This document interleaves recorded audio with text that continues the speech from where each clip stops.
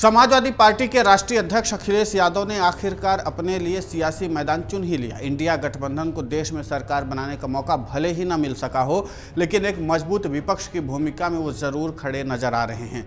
UP में जिन मुद्दों पर सीटें सपा को मिली हैं, उन्हें विधानसभा से नहीं बल्कि लोकसभा के सदन से भी सियासी धार दिया जा सकता है।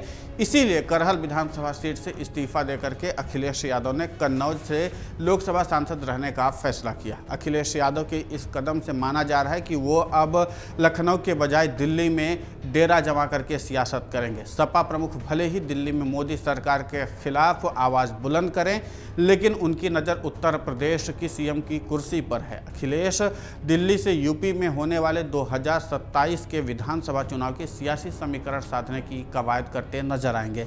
अखिलेश के इस दांव को सपा के कार्यकर्ताओं में आत्मविश्वास बढ़ाने के साथ साथ समाजवादी पार्टी के भविष्य की सियासत के तौर पर भी देखा जा रहा है। 2022 के यूपी विधानसभा चुनाव सपा को भले ही बहुमत न मिल सका हो, लेकिन नतीजे आने के बाद अखिलेश यादव ने आजमगढ़ लोकसभा सीट से अपनी सदस्यता छोड़ दी थी। यूपी विधानसभा में विपक्ष के नेता का पद संभालकर अखिलेश ने योगी सरकार की जवाबदेही तय करने का जिम्मा उठाया था। दिल्ली छोड़कर लखनऊ में डेरा जमाने के पीछे यूपी में संगठन को मजबूत करने और अपने सियासी आधार को जोड़ करके रखने की थी। साथ ही बीजेपी के खिलाफ सियासी माहौल बनाने की भी थी। इसी का नतीजा 2024 के चुनाव में सपा को रिकॉर्ड मत हासिल हुए हैं।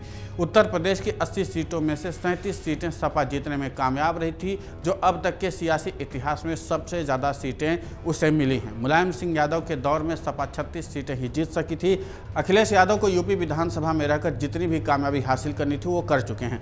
अब आगे की सियासी मंजिल को हासिल करने के लिए दिल्ली वापस लौटने का फैसला किया है। सपा के वरिष्ठ नेता और पूर्व मंत्री अताउर रहमान ने कहा कि अखिलेश यादव की प्राथमिकता लोकसभा चुनाव में मिले समर्थन को आगे बढ़ाने का है। विधायक पद से इस्तीफा देने का मकसद ये नहीं है कि अखिलेश यादव यूपी छोड़ रहे हैं। सपा का अगला लक्ष्य 2027 का विधानसभा चुनाव और बीजेपी को हर हाल में सत्ता से बाहर रखने का है। लेकिन लोकसभा चुनाव में सपा को जिस फॉर्मूले और एजेंडे पर जीत मिली है, उसे यूपी की विधानसभा से नहीं बल्कि लोकसभा के सदन से धार देने की ज़रूरत है। सपा ने पीडीए के फॉर्मूले पर अपने उम्मीदवार उतारे थे, लेकिन चुनाव जातिगत जनगणना, अग्निवीर और संविधान के मुद्दे पर लड़ा है। ये ऐसे मुद्दे हैं जिनका समाधान यूपी से नहीं बल्कि देश की सरकार से निकलना है। अखिलेश यादव लोकसभा में इन मुद्दों पर मोदी सरकार को घेरने का काम करेंगे, क्योंकि इसे विधानसभा में उठाते थे तो बीजेपी नेता कहा करते थे कि ये काम राज्य सरकार से नहीं बल्कि केंद्र सरकार को करना है। इसीलिए अब लोकसभा के जरिए उसे धार देने की रणनीति सपा की तरफ से बनाई गई है। सपा लोकसभा सांसदों की संख्या अब बढ़कर के 37 पहुंच गई है। राजनीतिक विश्लेषक मानते हैं कि इतने सांसद को एक साथ जोड़े रखने के लिए अखिलेश यादव का उनके बीच रहना जरूरी है। पार्टी में किसी तरह की टूट और बिखराव की संभावना को पनपने नहीं देने के लिए भी संसद में उनका रहना जरूरी है। अखिलेश के सांसद रहने से सपा कार्यकर्ताओं में आत्मविश्वास बना रहेगा, क्योंकि उनका नेता देश की संसद में है। सपा के 2019 में 5 सांसद थे, जिसके चलते लोकसभा सदन में सपा को किसी मुद्दे पर बोलने के लिए चंद मिनट का टाइम मिलता था, लेकिन अब 37 सांसद होने के चलते सपा को सदन में टाइम भी ज़्यादा मिलेगा। ऐसे में अखिलेश यादव को अपनी बात रखने का पर्याप्त समय होगा और अच्छी तरह से अपनी बातों को रख सकेंगे। अखिलेश के समर्थन में सपा के 37 सांसद एक साथ खड़े नजर आएंगे। इस तरह अखिलेश यादव यूपी के साथ साथ देश के मुद्दों को भी सियासी धार देते हुए नजर आएंगे। अखिलेश यादव के नेतृत्व में सपा देश की तीसरी सबसे बड़ी पार्टी बन गई है। लोकसभा चुनाव में यूपी में सपा ने अकेले दम पर 37 और इंडिया गठबंधन की सहयोगी कांग्रेस के साथ मिलकर के कुल 43 सीटों पर जीत दर्ज की है। जानकारों का कहना है कि सपा के देश में तीसरे नंबर की बड़ी पार्टी बनने के बाद अखिलेश यादव का सपना पार्टी को राष्ट्रीय फलक तक पहुंचाने का, इसे लखनऊ से नहीं बल्कि दिल्ली से ही पूरा किया जा सकता है। सपा इससे पहले राजस्थान, मध्य प्रदेश, बिहार और उत्तराखंड जैसे राज्यों में चुनाव लड़ती रही है, लेकिन कामयाबी नहीं मिल सकी। अखिलेश यादव समाजवादी पार्टी का विस्तार करना चाहते हैं और यादव समुदाय के बीच अपनी पैठ जमाने की कोशिश में हैं। दिल्ली में डेरा डाल करके केंद्र में अपने दम पर खुद को विपक्ष का एक मजबूत नेता साबित करना चाहेंगे।